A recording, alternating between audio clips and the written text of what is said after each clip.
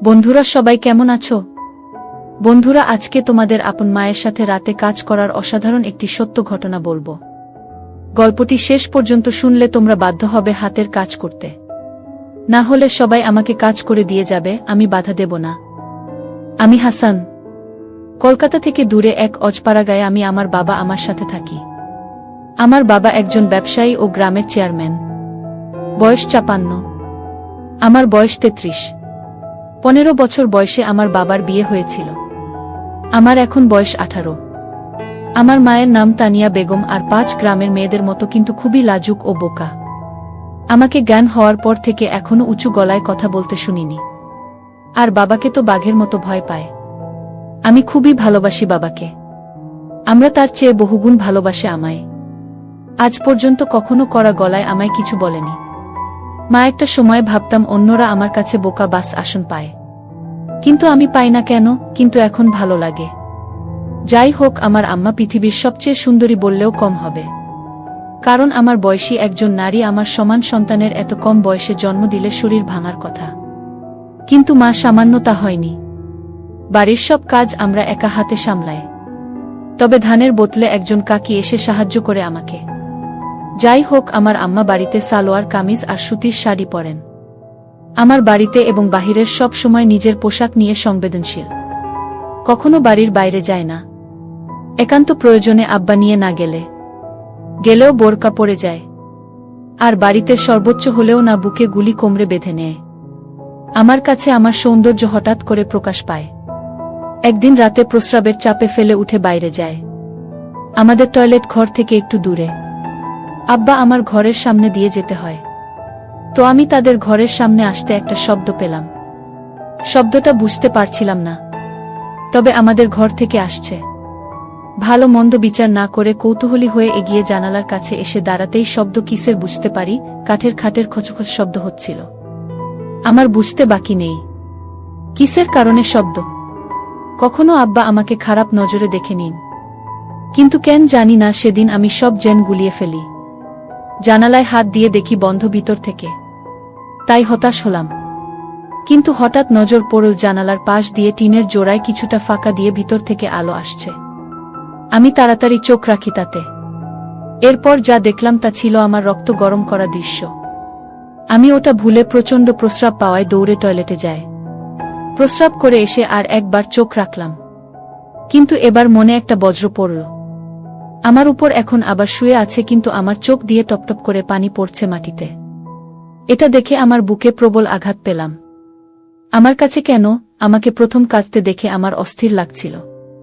ইচ্ছে করছিল বুকে জড়িয়ে জিজ্ঞেস করি কেন কাঁদছ, কিন্তু পারলাম না। এদিকে আব্বা উঠে পড়ল আমার উপর থেকে। আমরা তখন এগিয়ে আসছিল দরজার দিকে। আমি তৈরি করে দৌড়ে নিজের ঘরে গিয়ে দরজা হালকা ভিড়ে উকি দিলাম। আমার ঘর থেকে বের হয়ে বাহিরে পুকুরের দিকে যাচ্ছে। আমার খুব ইচ্ছে করছিল আমার গোসল করা দেখা, কিন্তু সাহস করে উঠতে পারিনি। আম্মা ভেজা শরীরে আবার ঘরে ঢুকল। আমি সে রাতে হাত দিয়ে নিজেকে শান্ত রাখলাম। এতদিন মায়া মমতা মোদি আমার প্রতি যে শ্রদ্ধা ভক্তি ছিল তার সব এখন অন্য জোয়ারে ভাসতে লাগল। রাতে আমাকে নিয়ে স্বপ্নদোষ হল। পরদিন সকালে ঘুম থেকে উঠে দেখি আম্মা উঠোনে ধান শুকোচ্ছে। কাজের কাকিও এসেছে। ধর্নার সময় শাড়ি তুলে হাঁটু পর্যন্ত তুলে পা দিয়ে হাঁটাচলা করে ধান শুকান আমার দিকে তাকাতেই বুকে ধুকপুকানি বেড়ে গেল। আমার গায়ে একটা সালোয়ার কামিজ। আমি এগিয়ে গিয়ে আমাকে জড়িয়ে ধরলাম। পিছন থেকেও বললাম, আমার খিদা লাগছে। আমরা ভূত দেখার মতো ছিটকে আমার থেকে দূরে সরে যায় চিৎকার দিয়ে। পরে আমায় দেখে বুকে হাত দিয়ে স্বস্তির নিঃশ্বাস নিল। আমি ধ্বজভঙ্গ হয়ে দাঁড়িয়ে আছি। কি বলব কিছুই বুঝতে পারছি না। আসলে কখনো আমাকে এভাবে জড়িয়ে ধরে নিবর হবার পর তাই ভয় পেয়ে গেছে। ওদিকে কাকে হা করে তাকিয়ে আছে বিষয়টা বোঝার জন্য। আমরা তখন আমার জীবনের অন্যতম অবাক করা কাণ্ড ঘটাল। জোর গলায় রাগের সুরে বলল, এমনই ধরো কিসের জন্য? এত বড় হয়েও তোমার জ্ঞান বুদ্ধি হয় নাই? আমার চোখে মুখে রাগ আর পানির ঝলকানি। আমি ভয় পেয়ে গেলাম আমার এই রূপ দেখে। আমায় তার প্রতি মনোভাব পুরো পাল্টে দিল। আমি প্রচণ্ড কষ্ট নিয়ে মুখ চোখে পানি নিয়ে মাথা নিচু করে ঘরে চলে গেলাম। তখন বাহিরে শুনতে পেলাম, কাকি বলছে, কি রে বুঝি তোর কি হয়েছে? জীবনে যে পোলারে একটু গলা উঁচু করা কত কোষ নাই, আইস কি কইরা এমনই বলি? আমার কোনো প্রত্যুত্তর পেলাম না। মন খারাপ করে সে যে ঘরে ঢুকেছি আর বের হইনি। ঘুমিয়ে পড়েছি। দুপুরে হঠাৎই একটা শব্দে ঘুম ভাঙল। ঘুম ভাঙতেই চমকে শোয়া থেকে উঠে বসে পড়ি। আম্মা আমার পাশে বসে অকাতরে কেঁদে চলেছে ফুপিয়ে ফুপিয়ে। আমি, কি হয়েছে আম্মা? কান্দেন কেন? কি হয়েছে কণা মারে? আমায় বুকে জড়িয়ে ধরে কাঁদতে লাগল, বলে উঠল, আমাকে মাফ করে দাও বাবু। আমি আইস আমার বাবুর আরে বোকা দিচ্ছি। তুমি মন খারাপ করো না সোনা, রাগ করো না। আমি সকালে আমার সাথে এই আমাকে মেলাতে পারছি না। আমরা পরনের সকালে পোশাকি, তবে ঘাম ঝরানো শরীরে এখনো ধান লেগে আছে। আমার বুকে আমার মাথা, ঘামের গন্ধ খারাপ হয়, কিন্তু মায়ের গায়ে নাকি এক তৃপ্তি স্নেহের ঘ্রাণ থাকে। আমিও তাই পেলাম। আমার কান্না থামাতে আমি আমার হাত ধরে বললাম, আপনি আমার আম্মা, আপনার উপর আমি রাগ কেন? আপনি বলবেন না তো কে বলবা? আমার ভুল করেছি তাই বকছেন? আমরা বলল, আমার মনটা খারাপ ছিল ময়না, তাই মাথায় কাম করতা ছিল না। বেলা তোমায় বলছি, আমারে মাফ কইরা দিয়ে পড়ান। আমি, আপনি এসব বইয়ের নাম। আমি আপনাকে ভীষণ ভালোবাসি। আপনি এমন করলে আমি কষ্ট পাই। আপনার উপর আমার কোনো রাগ নেই। কান দেন না দয়া করে। আমার কান্না থামাতে কিছুটা। তখন বললাম, আমার খিদা লাগছে। আমার আম্মা হতো না? এই তো আসো আমার লাগে। আমার পোলারা সকাল থেকে কিছু খায় না, কি মুখ পুরি আমি। আমি আমার মুখ চেপে থামিয়ে বললাম, এসব করবেন না আম্মা, আমার কষ্ট হয়। বলে আমি কি এক সাহসিকতায় জানি না। আমার ছোট্ট একটা হামি দিয়ে বসলাম। সেকেন্ডের জন্য আমিও স্তব্ধ হয়ে গেলাম, কিন্তু আমার খানিক কোনো বিরূপ প্রতিক্রিয়া ছিল না। উল্টো আমায় অবাক করে আমার গালেও দিয়ে আমার সোনা বলে বুকে জড়িয়ে ধরল। আমি আকাশপাতাল এক হওয়ার মতো অবস্থা হয়ে গেলাম। আসলে কখনো এমন কিছু ঘটেনি এর আগে। সাধারণ তোমার সন্তানের এ ধরনের আচরণ স্বাভাবিক, কিন্তু আমাদের বিষয়টা ভিন্ন। এত বড় হয়েছি, কখনো এমন করিনি। কেউ হঠাৎ করা একটু অস্বাভাবিক, কিন্তু আমার কান দিয়েও আমি অবাক। আমার হাত ধরেই বিছানা থেকে নেমে নিয়ে বাইরে উঠোনে এক পাশে গাছের নিচে বসিয়ে দিল। আমি গুলি করে বসলাম। আমরা তখন ভিতরে গিয়ে প্লেটে করে খাবার আনন। আমায় খাইয়ে দিল নিজ হাতে, মাঝে হঠাৎ আবার কে দিল। আমার দিকে চেয়ে আমার গালে হাত রেখে, আমি আবার কাঁদছেন। আপনি সব ভুলে যান। আমি না আপনার পোলা, আমারে ভালোবাসেন বলেই তো বকছেন। না হলে বকতেন না তো। আমি আমার চোখ মুছে দিলাম। তারপরও থামে না। আমি আর খাব না, আপনি কাঁদলে আমি উঠে চলে যাচ্ছি। তখনই আমার হাত ধরে বসিয়ে দিল, বল, আচ্ছা আর কান্না, বসো বসো। আমি মার চোখ ভালো করে মুছে দিয়ে আবার আমি দিলাম। প্রথমবার দিয়ে সাহস বেড়ে গেছে। মা এবারও কিছু বলল না। মুচকি হেসে আমার প্রতি স্নেহ প্রকাশ করল। আমি বুঝলাম না, অপরাধবোধে আবেগী হয়ে গেছে বলে এই আচরণ। যাই হোক, স্বাভাবিকভাবেই নিলাম। খেয়ে উঠে গোসল করে এলাম নদী থেকে। বাড়িতে ঢুকে দেখি আম্মা গোসল করে কাপড় ছিল ওখানে। গায়ে একটা নীল শাড়ি, ভেজা চুলে গামছা বেঁধে খোপা করে কাপন আছে। তখনই আর এক কাহিনী ঘটল। আমার চোখ আটকে গেল মায়ের পেতে।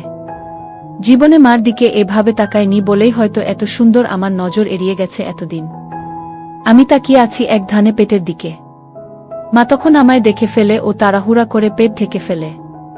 আমার খুব লজ্জা পেয়ে বিষয়টাতে বিব্রত হলাম। মায়ের কাছে ধরা পড়ে, কিন্তু মা কিছু বলল না।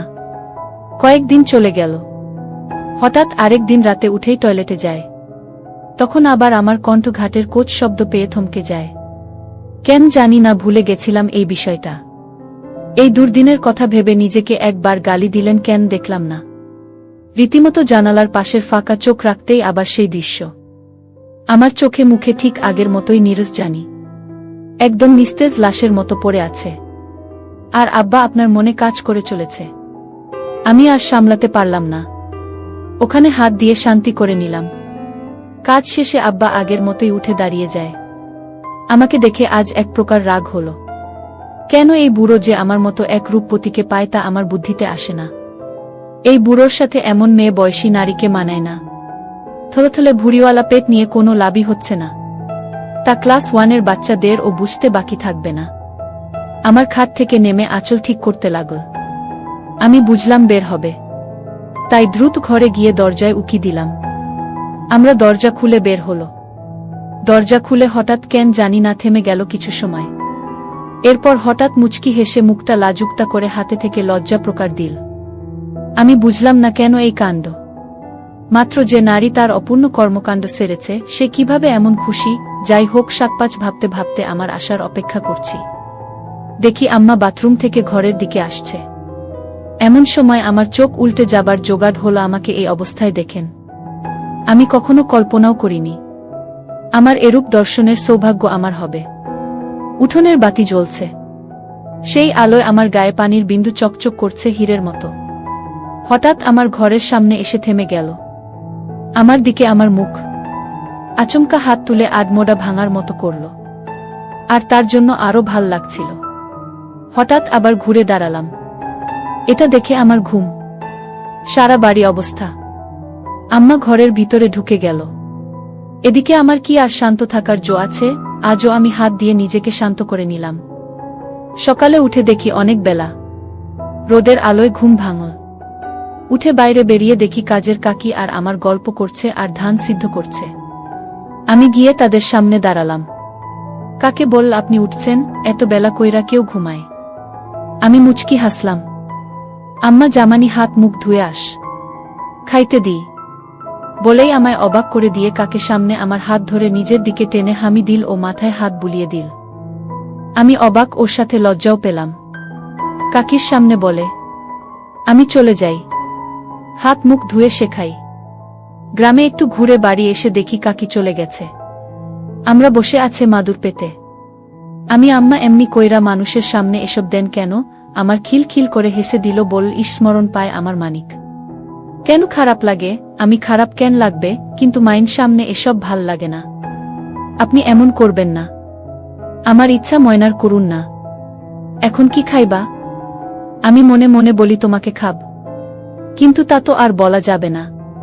তাই বললাম, আপনি আমাকে ভাত খাওয়াই দিবেন আম্মা। আম্মা, দিব না কেন? আমি এখনই আসছি। আমরা ভিতরে গিয়ে খাবার নিয়ে এল। বসার সময় বলল, এই গরমে এসব বস্তু কিংবা আছো কেন? সাতখোল গরমে আর গায়ে কিছু দেওয়া লাগবে না। বেডা মানুষ খালি গায়ে থাকলে কিছু হয় না। আমি শার্ট খুলতে খুলতে একদম স্বাভাবিকতা নিয়ে প্রশ্ন করলাম, জেন বুধ ছেলে। আমি, আচ্ছা মা, আপনার গরম লাগে না? আপনার গায়ে তো আমার থেকেও বেশি কাপড়। আমরা মুচকি হেসে লোক নাগালে দিয়ে বল, বেশি মানুষের এমন কইরা থাকুন লাগে শোনা। আমি, কেন? বেড়া গো, শরীর আছে বেগনাই। এমন কেন? আমার প্রশ্ন শুনে মুখের ভাব ভিন্ন রহস্যময় করল, কিন্তু উত্তর দিয়ে বলল, কিছু কারণ আছে। সোনা বেরি আরবের আগত এক না। তুমি খালি গায়ে থাকলে কোনো কিছুই হইব না, কিন্তু আমি খালি গায়ে হলে সবাই ফ্যালফ্যাল কইরা চাইয়া থাকব। আমি, কেন যাইয়া থাকব? কেন? আমরা এবার একটু নাছোড়বান্দা অবস্থায় পড়ে গেছে। কিন্তু সে কেন জানি না আমায় থামিয়ে অন্য কথা বলছে না। আমার প্রশ্নের উত্তর দিচ্ছে। কেন করছে সেটা আমার কাছে বিষয় না। আমার ভালো লাগছিল তাই আমিও বলেই চলেছি। আম্মা, আচ্ছা তোমার বুক বুক বড়, বেরি গোবর বুক থাকে, তাই চাইতে থাকে। আমি আবারও বুঝিয়ে বলি, বুক তো আছে, বেরি মাইন্সের বুক থাকে বাচ্চাকে দুধ খাওয়াতে। এই থেকে রাখুন লাগবে কেন? আমার কথায় 1 সেকেন্ড চুপ করে বল, দুধ খাওয়ানোর জায়গা। কিন্তু এটা হল সুন্দর একটা জিনিস যা বেড়ানো দেখার লাগে না। আমি তো দেখছি কত। আমি তো আপনার দুধ খাইয়ে বড় হয়েছি। আমরা প্রথমে অবাক হলেও আমার কথার মানে বুঝে বলল, তুমি আমার পোলা ছোট থাকতে সবাই সন্তানদের দুধ খাওয়ায়, তুমি দেখলে সমস্যা নাই। আমি এবার মাত্রা ছাড়িয়ে একটা প্রশ্ন করলাম, আচ্ছা মা, এখন আপনি আমার দুধ খাওয়ান না কেন? আমার চোখ বড় করে বিস্ময় প্রকাশ করল, কিন্তু রাগের না, অবাক হয়ে। ভেবেছে আমার উত্তর দেবে না, তবে আমার ধারণা ভুল প্রমাণ করে বলল, এখন তো আমার নাই শোনা। আমি আমার বুকের দিকে আঙুল ইশারা করে বলি যে আছে। নাই কোনো কেন? নাকি আমি বড় হয়েছি দেখে আমায় আর ভালোবাসে না? আমার প্রশ্ন শুনে হেসে দিয়ে বলল, পাগল পোলা আমার। মায়া ঘোষ মিলে বাচ্চা হওয়ার কয়েক বছর পর দুধ শেষ হয়ে যায়। আমি তো সুযোগ পেয়ে ধরে বসি। আমি দেখছি আপনার আছে, আর আপনি কোনো নাই, ততক্ষণে আমার খাওয়া শেষ। আমার হাত ধুয়ে ফেলেছে। আম্মা আরে পাগল পোলা, এই বুকের ভিতরে রোশনাই, না হলে কি তোমায় না খাওয়া রাখতাম? আমি আমার কথা শুনে আকাশ থেকে পড়লাম। আমরা এত সহজে কথাগুলো বলছি যে আমার সাথে নিত্যদিনের, তাই আমি বুঝলাম মা আমার কথায় রাগ করছে না। আমি এগুলো তাহলে এতবড় কেন? আমরা এবার চোখ বড় করে ছদ্মবেশী হাসি চেপে বিস্ময় প্রকাশ করল, আর কোনো কথা বলল না। কিন্তু হঠাৎ উঠে পড়ল। আমি ভয় পেয়ে গেলাম আমরা করেছে কি না ভেবে। আমার দীঘা বাড়ি বলো আর সবার সাথে। আমি ভয়ে ভয়ে উঠে দাঁড়ালাম। আমায় হাত ধরে তার ঘরে নিয়ে গিয়ে দরজায় খিল দিয়ে চোখের পলকে আঁচল ফেলে দিল। এই অবস্থা দেখে আমায় আসমান জমিন সব এক হয়ে গেল।